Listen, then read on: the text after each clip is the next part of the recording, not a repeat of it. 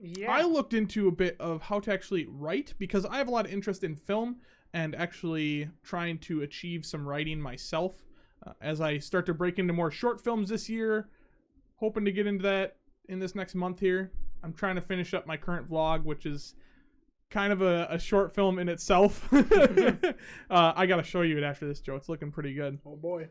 But as I dive into more of that, something that's really important in presenting a film or a new project is having a good script, how to write it correctly. And so I decided to kind of dive into the writing of a romantic movie. And the basics that every romantic film needs to have is this.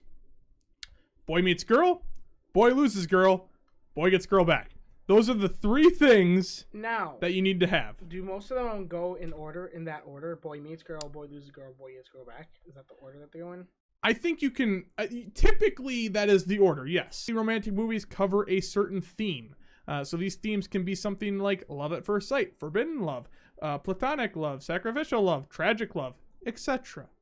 It can follow any of those themes, plus whatever other themes you have in love. But those themes typically surround love. A couple common mistakes when writing romance: having a bigger plot than just the romance. So like you want to have something other than just the romance. Very few movies can actually pull this off and still be good. So like, yes, you want to have the romance, but you should have something else that can be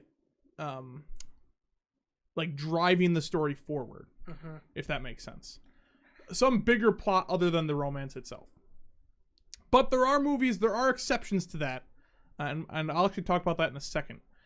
But another thing to remember to have is high stakes. You want to have your audience invested. So if you don't have anything that's like important to the audience involved, it's not going to matter because you're going to lose them after the first 10 minutes or so. It's you got to have them invested in whatever the conflict is, right?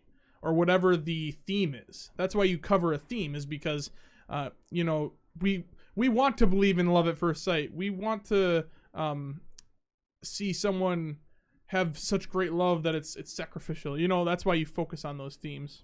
The last common mistake that I have listed here is avoid cliches.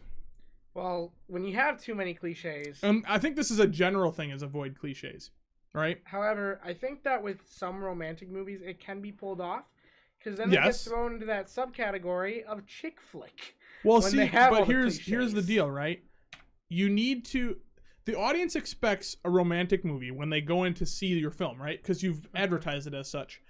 So with romantic movies comes certain cliches, right? So there's like this balance of, do you use a cliche or do you not?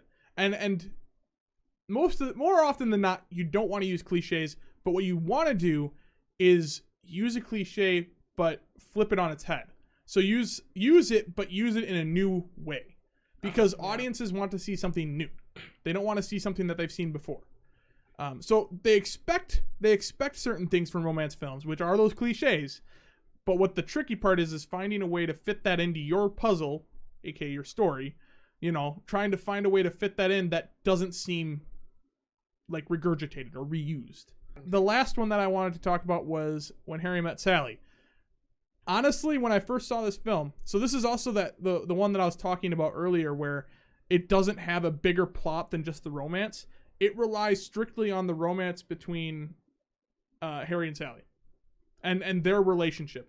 It doesn't take in any other plot lines, but it uses that to drive the story, which is really difficult to do. And it also takes your cliche of, boy meets girl, boy loses girl, where instead of them meeting and then beginning that relationship and developing it through the story, they meet and then they separate.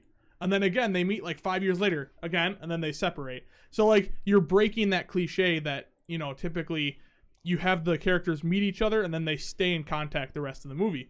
This breaks that cliche by separating them for years apart and then bringing them back together. It was really interesting how and well done.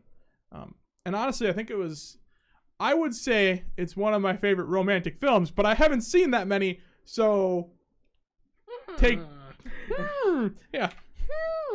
that into account.